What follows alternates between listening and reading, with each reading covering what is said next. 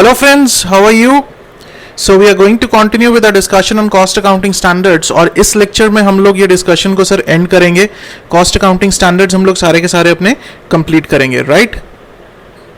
तो बहुत ही easy cost accounting standards है हमारे पास. सब जितने भी 4 कॉस्ट अकाउंटिंग स्टैंडर्ड्स हैं बहुत आसान है सर. चलो सर स्टार्ट करते हैं कॉस्ट अकाउंटिंग स्टैंडर्ड 21 के साथ. Cost accounting standard on quality control. बहुत आसान है. क्या है सर क्वालिटी कंट्रोल? अगर हम लोग कोई भी प्रोडक्ट बना रहे हैं तो हमारा एक मेन मोटिव होता है कि सर जो क्वालिटी ऑफ द प्रोडक्ट है दैट शुड बी गुड. अगर क्वालिटी अच्छी होगी तभी हमारे पास कस्टमर आएगा. तो वो हमें एक चीज देखनी है कि क्वालिटी कंट्रोल्ड रहे over a period of time. तो उस क्वालिटी को कंट्रोल करने के लिए कि हमारी क्वालिटी विद टाइम डिग्रेड तो नहीं हो रही, जो हमारे प्रोसेस है वो सही ढंग से उतनी क्वालिटी के प्रोडक्ट बना पा रहे हैं, राइट? उसके ऊपर कुछ ना कुछ हमें कॉस्ट इनकर करनी पड़ती है, राइट? ठीक है ना? चलो तो देखते हैं कि क्या कुछ है हमारे पास. What is quality is the conformance to the requirements or the specifications की जो हम लोगों ने specifications lay down की थी किसी भी प्रोडक्ट को बनाने के लिए, क्या उसके अकॉर्डिंग हमारा प्रोडक्ट बना है. Quality control is the procedure or a set of procedures exclusively designed to ensure that the manufactured product or performed services adhere to the defined set of quality criteria or meet the requirements of the client or the customer. तो उस quality control का क्या मतलब है कि कोई भी ऐसा प्रोसीजर टेकअप करना कि जिससे हम लोग ये आइडेंटिफाई कर सके कि जो कस्टमर की रिक्वायरमेंट थी या हम लोगों ने जो क्वालिटी स्टैंडर्ड सेट किए थे क्या उसके अकॉर्डिंग हमारा प्रोडक्ट बना है या नहीं बना है. तो अगर हम लोग कोई भी ऐसा प्रोसेस करेंगे तो उसके लिए ऑब्वियसली कॉस्ट तो इनकर होगी क्योंकि कोई ना कोई हम लोग क्वालिटी कंट्रोल डिपार्टमेंट भी बनाते हैं. हो सकता है किसी पर्सन को हायर भी करेंगे हम लोग, उसको सैलरी भी देंगे. कोई इक्विपमेंट्स भी हो सकते हैं जिसके थ्रू हमें क्वालिटी टेस्ट करते हो हम लोग. तो उन चीज़ों के ऊपर हमारी क्वालिटी कंट्रोल टेस्ट कॉस्ट भी होगी. So the quality control cost is the cost of resources consumed towards the quality control procedures. Very simple sir. उसके बाद का जो प्रिंसिपल्स ऑफ मेजरमेंट है shall be the aggregate of the cost of resources consumed in the quality control activities of the entity. The cost of resources procured from outside shall be determined at invoice or agreed price plus taxes plus any other expenses directly attributable, right? कोई doubt? ठीक है जी. Identification of the quality control cost shall be based on the traceability in an economically feasible manner. Quality control cost other than those referred in the paragraph 5.2. अगर तो traceable है किसी object को तो उसके बेसिस पे करेंगे. अगर नहीं ट्रेसेबल हैं तो on the basis of the amount actually incurred in connection with their of, right? Finance cost include नहीं करेंगे. Shall not include the imputed cost. Subsidy grant कोई मिलती है तो माइनस करेंगे. एबनॉर्मल पोर्शन है तो कॉस्टिंग P&L में लेके जाएंगे. क्वालिटी कंट्रोल कॉस्ट का पार्ट नहीं बनेगा. पेनल्टीज डैमेजेस हैं तो इंक्लूड नहीं करेंगे. Any change in the cost accounting principle से सारा के सारा सेम है जो हम लोग पढ़ते आ रहे हैं. ठीक है, सिर्फ इतना पार्ट इंपॉर्टेंट है. ये जो 2-3 पॉइंट्स हैं कि क्वालिटी कंट्रोल होता क्या है, क्वालिटी कंट्रोल कॉस्ट इनकर होती है और प्रिंसिपल्स ऑफ मेजरमेंट में ये जो पहले 2 से 3 पॉइंट है हमारे पास. उसके बाद के सारे सारे पॉइंट कॉमन है जो हम लोग सभी कॉस्ट अकाउंटिंग स्टैंडर्ड्स में करते आए हैं, राइट? तो इसके साथ हमारा कॉस्ट अकाउंटिंग स्टैंडर्ड 21 हुआ खत्म सर. बहुत आसान था. मैंने पहले कहा कि ये सारे इजी टॉपिक्स हैं. आते हैं कॉस्ट अकाउंटिंग स्टैंडर्ड 22 पे. Cost accounting standard on manufacturing cost. Manufacturing cost क्या होती है सर? किसी भी प्रोडक्ट को बनाने की कॉस्ट. अब अगर मैन्युफैक्चरिंग कॉस्ट की बात करें तो सर जब कॉस्ट इनकर करते हैं तो यहां पर हमारे पास डायरेक्ट कॉस्ट भी होगी, ठीक है, प्लस इसमें हमारे पास इनडायरेक्ट कॉस्ट भी होगी. बिल्कुल होगी सर, ठीक है ना? डायरेक्ट कॉस्ट में हमारे पास क्या कुछ हो सकता है? अगर डायरेक्ट कॉस्ट की बात करें तो डायरेक्ट कॉस्ट में हमारे पास मटेरियल की कॉस्ट होगी, प्लस हमारे पास लेबर की कॉस्ट होगी, प्लस अदर एक्सपेंसेस होंगे, डायरेक्ट एक्सपेंसेस. इनडायरेक्ट कॉस्ट में भी हमारे पास मटेरियल हो सकता है, प्लस लेबर हो सकती है, प्लस अदर ओवरहेड्स जिसे हम लोग बोलते हैं. सारी इनडायरेक्ट कॉस्ट को हम लोग ओवरहेड्स बोलते हैं, ठीक है ना? तो ये sum total of direct and indirect cost constitutes my manufacturing cost. की प्रोडक्ट को टोटल बनाने में कितना खर्चा हुआ, उसमें मटेरियल भी लगा। अब कॉस्ट अकाउंटिंग स्टैंडर्ड 22 क्या बोलता है, वो कहता है इस मटेरियल की जो कॉस्ट है, जो मटेरियल की कॉस्ट है उसको सेपरेट आइडेंटिफाई करो, उसमें ये देखो कि आपने कोई मटेरियल अंदर बनाए थे तो उसकी कॉस्ट सेपरेटली लो, अगर बाहर से परचेज किए थे तो उसकी कॉस्ट सेपरेटली लो, खुद मैन्युफैक्चर किए उसकी कॉस्ट अलग से लो, ठीक। जो लेबर की कॉस्ट है वो अलग से आइडेंटिफाई करो और जो एक्सपेंसेस है उनको अलग से आइडेंटिफाई करो।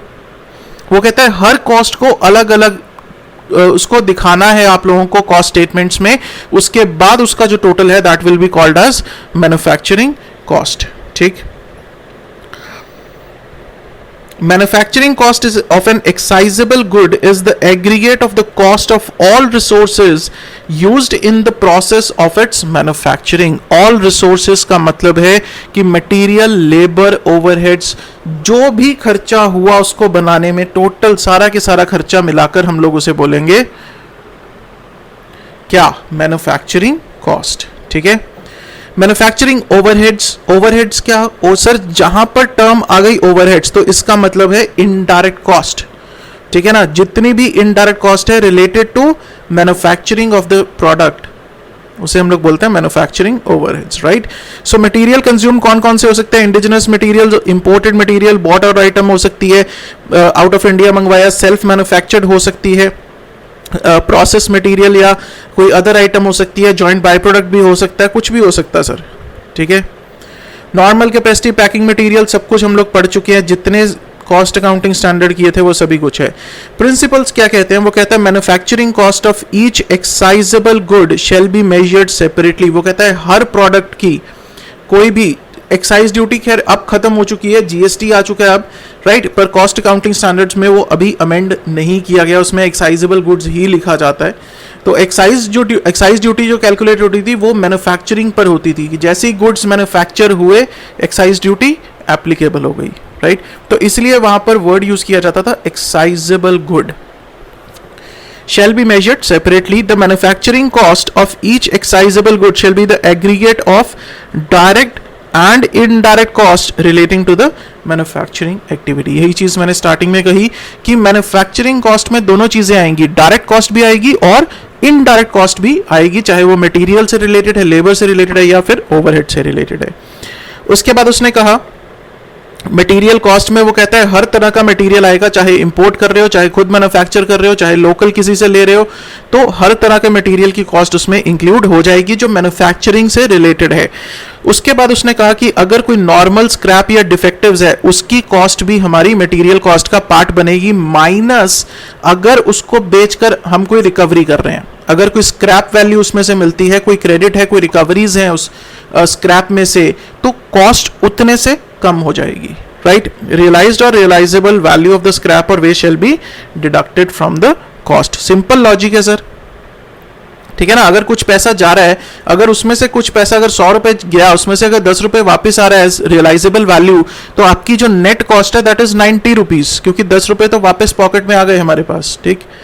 इंप्लॉय कॉस्ट अलग से कैलकुलेट करनी है, यूटिलिटीज अलग से कैलकुलेट करनी है, पैकिंग मटेरियल की cost shall B measured separately. बस उसने वही चीजें लिखी है कि हर कॉस्ट को अलग से मेजर करना है, जितने कॉस्ट अकाउंटिंग स्टैंडर्ड पढ़े हैं उतनी कॉस्ट को वो कहता है अलग से मेजर करो, बस।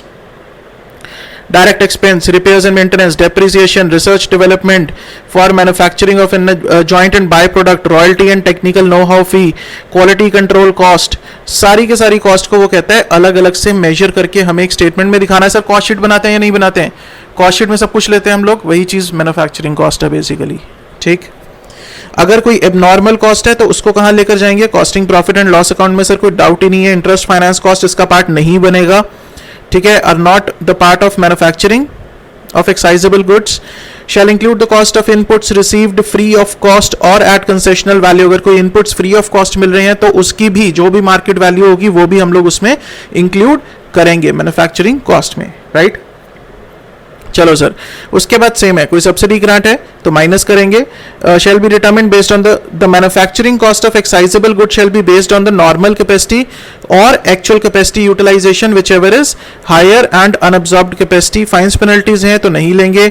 अगर कोई फॉरेक्स कंपोनेंट है तो उसको अलग से शो करेंगे हम लोग। क्रेडिट रिकवरीज हैं तो माइनस करेंगे, ठीक है जी। और इसमें कुछ भी नहीं है, बस यही चीज़ें हैं बेसिकली। कॉस्ट अकाउंटिंग स्टैंडर्ड्स में आपको क्या चीज़ पता होनी चाहिए सर, ये जो प्रिंसिपल्स ऑफ मेजरमेंट है ना, बस यही चीज़ आप लोगों को पता होनी चाहिए।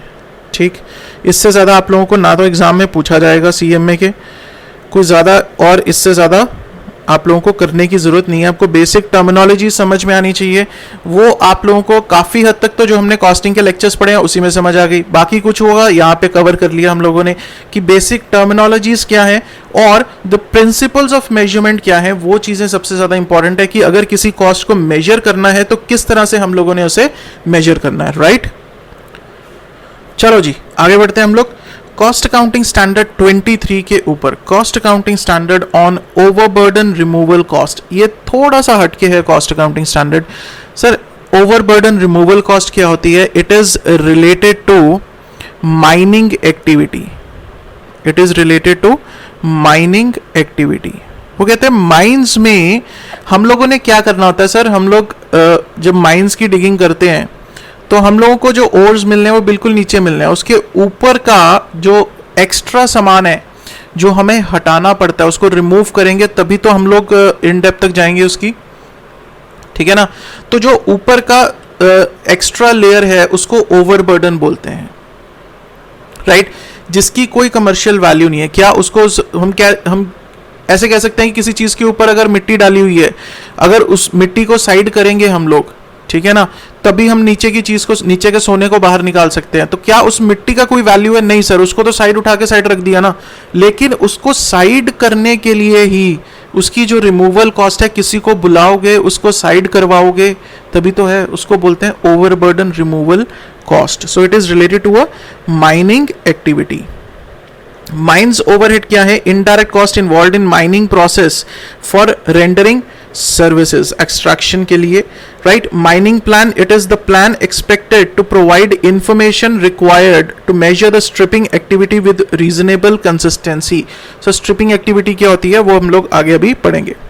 Overburden, it is the overlying material generally having no commercial value. Sir जो ऊपर मटेरियल पड़ा है, ओवरलाइंग मटेरियल मतलब किसी चीज के ऊपर एक ऐसा मटेरियल पड़ा है जिसकी कोई कमर्शियल वैल्यू नहीं है, उसको हम लोगों ने रिमूव करना है सो दैट जो एक्चुअल चीज उसके नीचे दबी हुई है उसको हम लोग बाहर निकाल सकें। सो ओवरबर्डन रिमूवल कॉस्ट क्या है? It is the cost incurred to remove the overlying material from the mine site. Ratio variance, it is the variance between the current ratio and the standard or average stripping ratio in terms of quantity of mineral produced during the period। Sir बहुत ज़्यादा relevance नहीं है, इसमें ज़्यादा सोचने की ज़रूरत नहीं है। रिपेयर्स एंड मेंटेनेंस पता है। स्ट्रिपिंग एक्टिविटी क्या है? It is the activity of the overburden removal that benefits the identified component of an ore to be mined by the entity. तो स्ट्रिपिंग एक्टिविटी क्या होती है सर? जो ऊपर का मटेरियल है उसको स्ट्रिप ऑफ करना, उसको रिमूव करने की जो एक्टिविटी है उसको स्ट्रिपिंग एक्टिविटी बोलते हैं। स्ट्रिपिंग रेशो क्या है? कि जितना हम लोगों ने नीचे से एक्सट्रैक्ट्स निकाले, जितना ओर निकाला, उसके कंपैरिजन में ऊपर से जो बर्डन था वो कितना रिमूव किया। It is the ratio of excavation of overburden to ore, ठीक। Standard stripping ratio, it is the ratio between the total quantity of the overburden to be removed and the total mineral to be extracted during the projected life of the project। वो कहता है कितना ऊपर से आप लोग जो overburden material है वो रिमूव करोगे in comparison to the total mineral that will be extracted, तो उसकी रेशियो को बोलते हैं स्टैंडर्ड स्ट्रिपिंग रेशियो, ठीक। Advanced stripping is the excess overburden removed in between the overburden bench and the assumed angle of repose drawn from the starting of material bench। कहता है जितना सोचा था उससे अगर ज़्यादा हो जाता है तो उसको एडवांस स्ट्रिपिंग बोलते हैं। बहुत ज़्यादा इसके ऊपर फोकस, दिमाग नहीं लगाना सर, टेंशन नहीं लेने का, ठीक। चलो प्रिंसिपल्स ऑफ मेजरमेंट क्या कहता है? Overburden removal cost shall be the aggregate of the direct and the indirect cost relating to the overburden removal activity. कहता है जब अगर हटाना है तो उसके ऊपर कोई ना कोई डायरेक्ट एंड इनडायरेक्ट कॉस्ट होगी, उसका टोटल जो है that is called the overburden removal cost. Direct cost includes the cost of consumable stores, spares like the machinery spares, explosive and detonators, manpower, equipment usage, utilities, payment made directly to the contractors and other identifiable resources consumed in such activity। Right कोई दिक्कत sir, कोई machine spheres use हो रहे हैं, right कई बार explosive use करने पड़ते हैं कि वो जो ऊपर का मटेरियल है इतना हार्ड है कि हम लोग ऐसे रिमूव नहीं कर सकते, उसको ब्लास्ट करना पड़ता है, एक्सप्लोसिव्स के थ्रू उसको रिमूव करना पड़ता है, राइट। तो वो सब चीजें अपनी डायरेक्ट कॉस्ट में आ जाएगी। इनडायरेक्ट कॉस्ट इंक्लूड्स अगेन कोई भी कॉमन रिसोर्सेज हैं to the various mining operations, overburden removal activity के साथ साथ यूज किए जा सकते हैं, मैन पावर, एडमिनिस्ट्रेटिव ओवरहेड्स, तो ये सब चीजें आपकी इनडायरेक्ट कॉस्ट में आ जाएंगी जो एक पर्टिकुलर एक्टिविटी से रिलेटेड नहीं है, right. These are common to many mining activities. अगर एक माइनिंग एक्टिविटी से रिलेटेड है तो वो डायरेक्ट कॉस्ट बन जाएगी, और अगर एक माइनिंग एक्टिविटी से रिलेटेड नहीं है तो वो हमारी इनडायरेक्ट कॉस्ट बन जाएगी, राइट। चलो उसके बाद आ गया हमारे पास the overburden removal cost attributable to a development phase of a mine area shall be capitalised. कहता है कोई माइन एरिया है जो अभी in the process of development है, राइट जो in the process of development है, अगर वहां पर ओवरबर्डन रिमूवल कॉस्ट होती है तो हम उसको कैपिटलाइज कर सकते हैं as non current asset, fixed asset की तरह उसे कैपिटलाइज कर सकते हैं उसे हम लोग, क्योंकि माइन एरिया क्या हमारा एसेट है ना, तो कहता है उसी में हम लोग उसे इंक्लूड कर सकते हैं अगर हमें लगता है when it is probable that the future economic benefits to the area will flow to the entity and such cost can be identified. अगर आपको लगता है कि वहां से हमें फ्यूचर में बेनिफिट्स होने वाले हैं तो उस कॉस्ट को हम लोग कैपिटलाइज करेंगे, ठीक। The overburden removal cost attributable to a developed area of mine, अगर कोई ऑलरेडी डेवलप्ड एरिया ऑलरेडी उस पर काम चल रहा है तो हम कैपिटलाइज नहीं कर सकते उसको, that will be charge to the production of ore at the standard stripping ratio. Clear? The overburden shall be measured by multiplying the number of trips undertaken by the equipment for overburden removal by the electronic mode. The measurement at regular intervals may be carried out by the volume or physical verification. वो कहता है जितने trips निकाले उसके हिसाब से हम लोग उसकी कॉस्ट निकाल सकते हैं, राइट। उसके बाद current ratio is determined by dividing the actual overburden removed net quantity after adjustment for opening and closing with the actual production of mineral including the adjustment for minerable quantity of mineral lying exposed during the period। वो कहता है जितना actual remove किया divided by जितना आपको mineral आप लोगों ने एक्सट्रैक्ट किया, राइट। अगर बाहर से आउटसोर्स करते हो ये जो एक्टिविटी है ओवरबर्डन रिमूवल एक्टिविटी, अगर बाहर से आउटसोर्स करते हो तो उसकी प्राइस किस तरह से डिटरमिन करोगे, जो भी आउटसोर्सिंग एजेंसी आपको इनवॉइस देगी उस इनवॉइस वैल्यू पे प्लस टैक्सेस, अगर उसका इनपुट क्रेडिट आप लोगों को नहीं मिलना, plus any other expenses directly attributable. Cost of overburden shall be computed and considered separately, her activity का अलग से करेंगे, कोई सब्सिडी ग्रांट मिलेगा तो हम लोग उसे माइनस करेंगे, राइट। अगर एबनॉर्मल सर्कमस्टांसेस है तो वो डायरेक्टली कहाँ जाएगा, कॉस्टिंग P&L में जाएगा, कोई फाइन्स पेनल्टीज है हम लोग नहीं लेंगे, इंटरेस्ट एंड फाइनेंस चार्जेस नहीं लेंगे। सिंपल, समझ में आया? तो ये थोड़ा सा ध्यान से करने वाला है कॉस्ट अकाउंटिंग स्टैंडर्ड 23, इसको एक बार अच्छे से पढ़ लेना दोबारा, ठीक है। इसको आराम से एक बार सारा पढ़ लेना कि स्ट्रिपिंग रेशियो क्या होती है। मैंने जनरल आइडिया आप लोगों को पूरा के पूरा दे दिया है कि किस तरह से ये कॉस्ट हमारी आइडेंटिफाई होगी।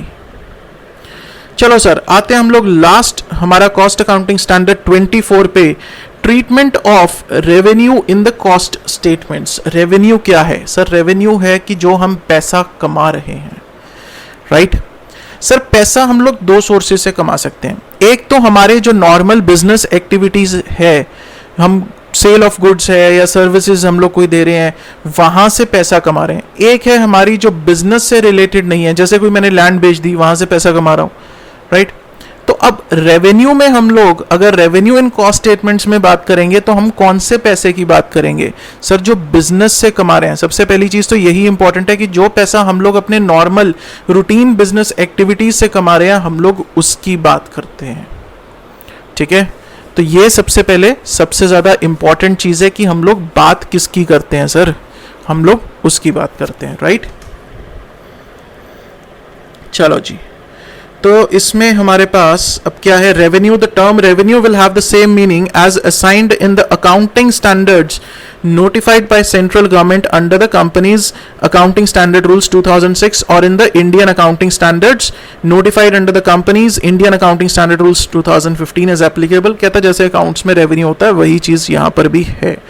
Revenue from operations is the income arising in the course of ordinary activities of the entity from the sale of goods or rendering of services. ठीक, जो चीज बताई वही थी. प्रिंसिपल्स ऑफ मेजरमेंट क्या कहते हैं? Revenue from the sale of goods और services provided during a reporting period shall be measured based on the net sales realisation.